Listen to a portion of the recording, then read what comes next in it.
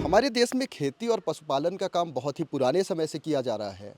कमाई के लिहाज से भी पशुपालन काफ़ी फायदे का सौदा रहा है। पशुपालकों की पहली पसंद हमेशा से ही दुधारू पशु रहे हैं। दुधारू पशुओं के खास नस्लों की बात करें तो इसमें गिर गाय का नाम काफ़ी ऊपर आता है। गिर गाय क्यों खास है, इसे क्यों पालना चाहिए, गिर गाय से संबंधित सभी जानकारी देने के लिए हमारे साथ मौजूद हैं अंकित जैन जी।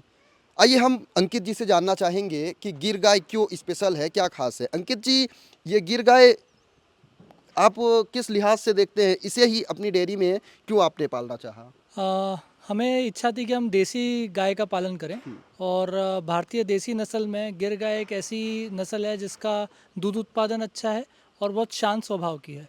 तो उस लिहाज से हमने गिर पे काम करना चालू किया और पूरा गिर ही हम लोग मेंटेन कर रहे हैं, गिर ही का ब्रीड मेंटेन कर रहे हैं, उसी को मल्टीप्लाई कर रहे आप खुद गिर का ब्रीड मेंटेन करते हैं, मतलब बनाते हैं, आर्टिफिशियल हैं। हाँ, तरीका है या क्या है? मतलब ब्रीड मल्टीप्लिकेशन जिसको हम बोलते हैं कि अगर गाय है आपके पास तो हमें ये देखना होता है कि हम एक अच्छे नंदी का चयन करें, चाहे वो नेचुरल हो चाहे वो आर्टिफिशियल इंसेमिनेशन के थ्रू हो। बट अच्छा नंदी होना चाहिए जिसकी दूध क्षमता अच्छी हो, जिसकी पुरानी जनरेशन या पेडिग्री अच्छी हो, तो हम उसी हिसाब से नंदी का चयन करते हैं और आगे बच्चों को चलिए, वो तो बाद की बात है। उससे पहले हम जानना चाहेंगे कि गिर गाय क्यों फ़ायदेमंद है, क्यों पालनी चाहिए? आप क्यों सजेस्ट करेंगे किसी को भी? देखिए, गिर गाय के दूध की गुणवत्ता बहुत अच्छी है। तो गुणवत्ता के लिहाज से गिर गाय का दूध बहुत अच्छा होता है, तो हम इसीलिए लोगों तक अच्छा दूध पहुंचा सके इसके लिए हम गिर का पालन कर रहे हैं। और देसी गाय के में अगर हम देखें तो उसकी दूध देने की क्षमता काफ़ी अच्छी है। देसी किस्मों में से गिर गाय काफ़ी अच्छी दूध हाँ देने जी, की हाँ क्षमता जी। है। गिर गाय को रखा कैसे जाता है, इनका खान-पान क्या है? अगर उसके बारे में आप हमें बता सकें तो? गिर गाय को रखने के लिए मेन ये होना चाहिए कि उन्हें खुला वातावरण चाहिए होता है। आप ज़्यादा अच्छा। बांध के रखते हैं तो उतना कंफर्टेबल नहीं रहती है, उनको थोड़ा खुलापन चाहिए होता है। तो वो ज़रूरी है। कच्चा एरिया उन्हें चाहिए होता है, बहुत ज़्यादा पक्के में उनके पैर या खुर ख़राब होने के चांस रहते हैं। तो उन्हें कच्चा एरिया चाहिए होता है और खुलापन चाहिए होता है, ये उनकी बेसिक ज़रूरतें हैं। अच्छा। जी। और क्या गिर गाय पालने के लिए रख-रखाव के अलावा खान-पान क्या होता है? किस तरह का आप दाना, चारा, अ, भूसा होता है? खान पान में ऐसा है कि हरा चारा और सूखा चारा दोनों की ज़रूरत होती है गायों की खान पान में। तो हरा चारा हम खुद पूरा जैविक हरा चारा यहाँ लगाते हैं, अच्छा। सूखा चारा हमारे पास रहता है साल भर के लिए। और इसके अलावा जो इसका दाना है, जो पशु आहार है, वो भी हम स्वयं यहीं तैयार करते हैं। रॉ मटेरियल को मिला के उसको हम दलिए जैसा तैयार कर लेते हैं और वही हम इन्हें खिलाते हैं। गिर गाय कितने साल में दूध देने यानी बच्चा देने लायक हो जाती हैं? अगर अच्छा रख रखाव है तो 2.5 साल में ज्ञापन होने की कैपेसिटी होती है। तो आप समझिए कि 3.25 से 3.5 साल के बीच में वो बच्चा दे देती है। अच्छा, रोज़ाना एक गाय कितना दूध दे सकती है ऐसा? एक गाय का एवरेज एक दिन का 10 लीटर से लेके 15 लीटर का रहता है। जी। और अगर कोई नया पशुपालक, हम जानना चाहेंगे, गिर गाय से डेयरी फार्मिंग की शुरुआत करना चाहता है, तो कितनी गायें कम से कम उसे पालनी चाहिए?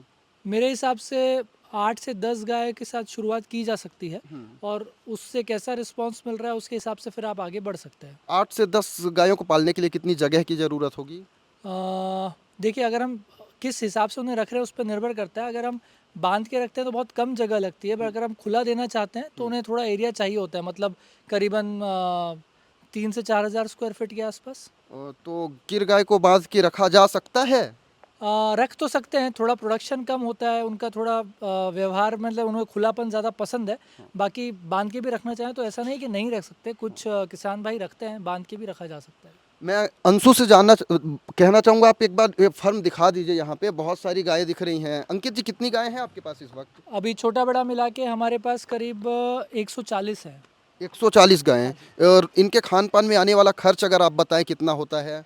देखिए, अंशुमान लोग। निर्भर करता है कि अभी गाय दूध की स्टेज पे है या बिना दूध, अभी दूध देने वाली नहीं है।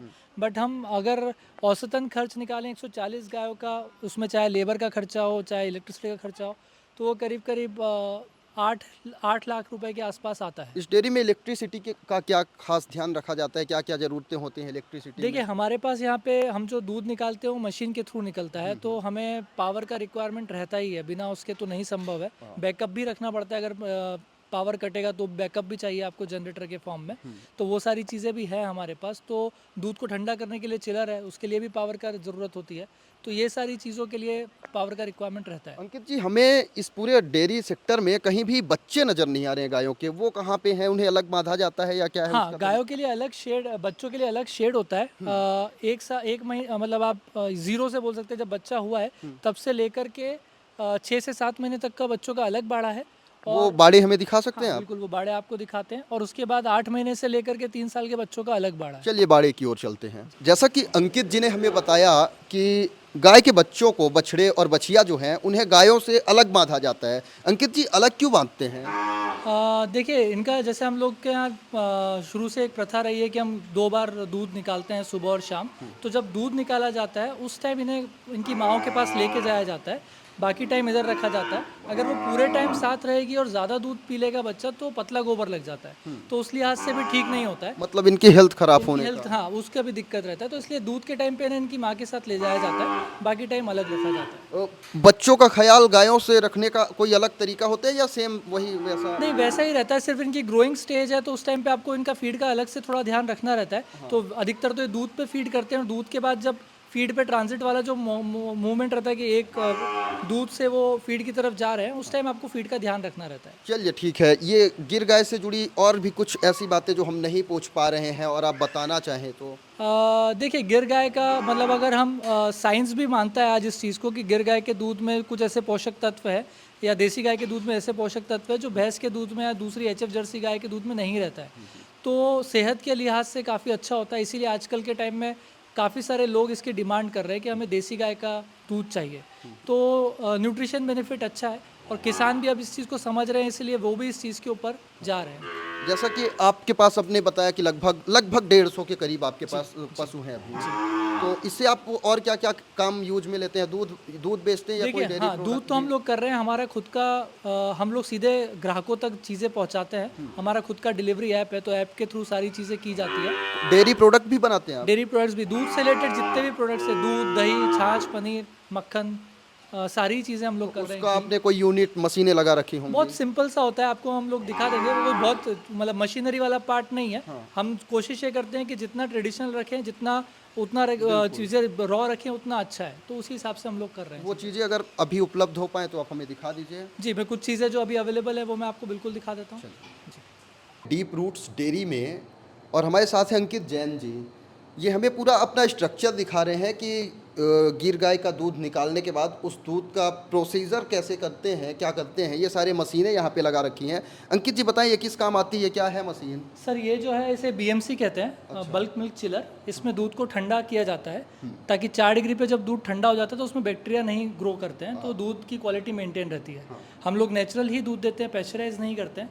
इंदौर पास में ये वहीं सप्लाई होता है, तो उसको पेस्चराइज करे बिना नेचुरली चिल करके और सप्लाई किया जाता है, तो उसके ये काम में आता है। इसके अलावा इससे बना दूध आप क्या करते हैं? ये दूध जो होता है, ये दूध हम लोग ग्लास बॉटल्स में पैक करते हैं। ये जो नेचुरल दूध होता है, उसको हम इस तरह की ग्लास बॉटल्स हैं हमारे पास, इन ग्लास बॉटल्स में पैक किया जाता है। इको फ्रेंडली पैकेजिंग है, वापस से यूज़ में आ जाता है, तो उस पर पैकेजिंग पे कुछ वेस्टेज नहीं होता है। तो उस तरीके से हम इस दूध को पैक करके हमारे ही कस्टमर्स जिनके हमने सब्सक्रिप्शन लिया हुआ है उन्हें दूध दिया जाता है डेली बेसिस पे इंदौर। इस दूध में मतलब 1 लीटर दूध आता हाँ, ये होगा 1 मेरे लीटर की हिसाब बॉटल से। है, हाँ। ये इस दूध की प्राइस कितनी होगी? अभी आज की तारीख में हम 102 रुपये में दूध दे रहे हैं, 102 रुपये लीटर। हाँ, उसमें ट्रांसपोर्टिंग भी आप सारी करें? चीज़ घर तक पहुंचाने तक का खर्चा उसमें ही। 102 रुपये हाँ जी, लीटर। हाँ जी। और इस दूध का के फ़ायदे क्या है जो अन्य दूधों से अलग है या क्या है? जैसा कि मैंने आपको बताया था कि गाय का दूध, देसी गाय के दूध में न्यूट्रिशन बेनिफिट जो है, मतलब न्यूट्रिशनल वैल्यू तो अच्छी है ही, साथ में इसमें नेचुरली फैट कम होता है, पर इतना भी कम नहीं होता कि स्वाद ही ना आए दूध में।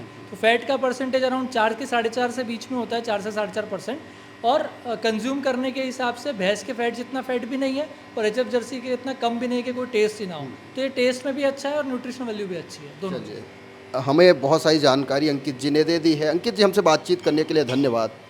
शुक्रिया। पशुपालन में गिर गाय का खान पान अन्य पशुओं की अपेक्षा थोड़ा अलग होता है। अंकित जी, आप हमें बताइए, गिर गाय क्या खान पान है उनका, किस तरह से वो कितनी बार खाती हैं, क्या खाते हैं? सर, अलग से मतलब ऐसा होता है कि हम लोगों ने कुछ अलग ध्यान रखा है, वो मैं आपको बताता हूँ। हम लोग हर सीज़न के हिसाब से चारे को बदलते हैं।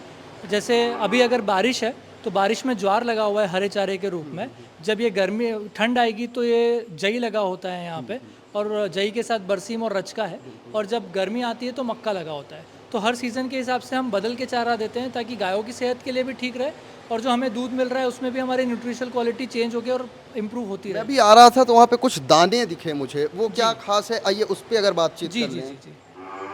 दाने दाने में एक्चुअली क्या होता है कि हम जो रेडीमेड पशु आहार लाते हैं बाज़ार से, तो वो उसमें कई सारे केमिकल्स साथ में मिले हुए होते हैं।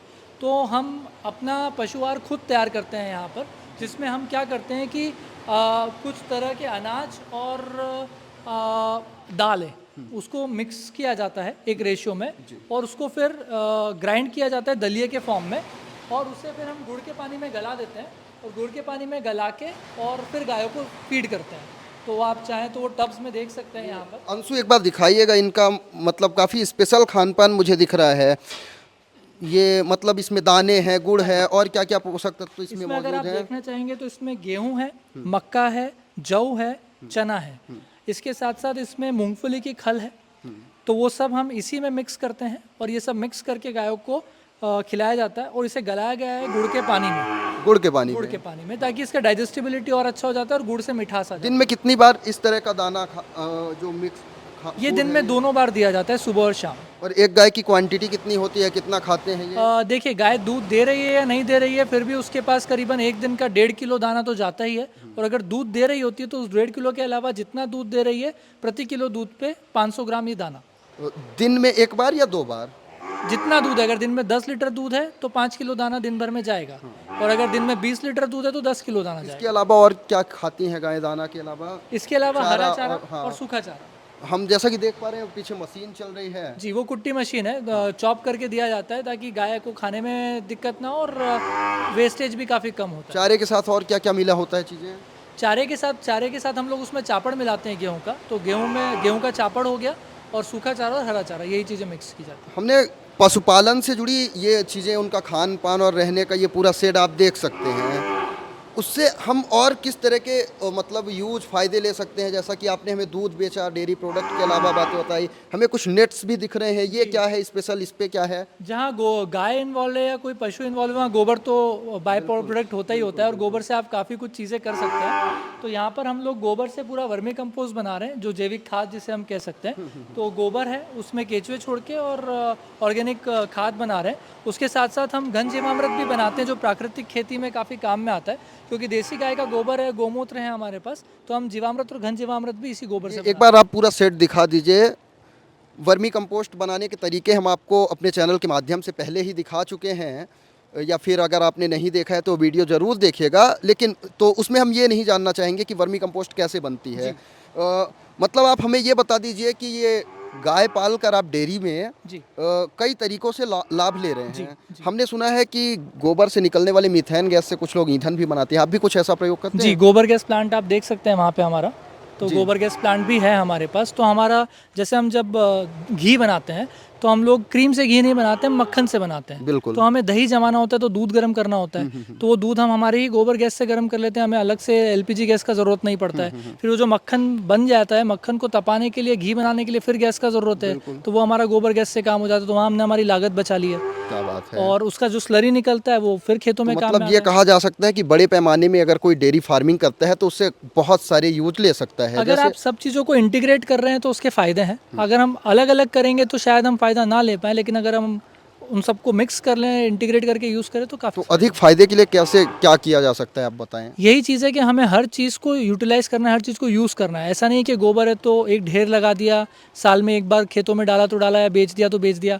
आप अगर किसान भी हैं, उसके पास छोटी भी खेती है, अगर वो 2 गाय भी रखेगा और उस गोबर को खेत में यूज़ करेगा तो उसके काफ़ी फ़ायदे उसे मिल सकते हैं। गोबर से ईंधन बनाने का भी एक इंतजाम अंकित जी ने हमें बताया। इसके अलावा इन्होंने हमें डेयरी प्रोडक्ट्स के बारे में बताया, जहाँ पे वर्मी कंपोस्ट आप देख सकते हैं। गिर गाय क्यों खास है, उसका दूध क्यों खास है, और उससे जुड़ी तमाम बातें आपने जान ली। उनका सेट देख लिया, बच्चे अलग बांधे जाते हैं, ये सारी चीज़ें देख ली हैं। ऐसी तमाम अनोखी, दिलचस्प और ज़मीन से जुड़ी खबरों को देखने के लिए आप किसान तक से जुड़ जाएं। धन्यवाद।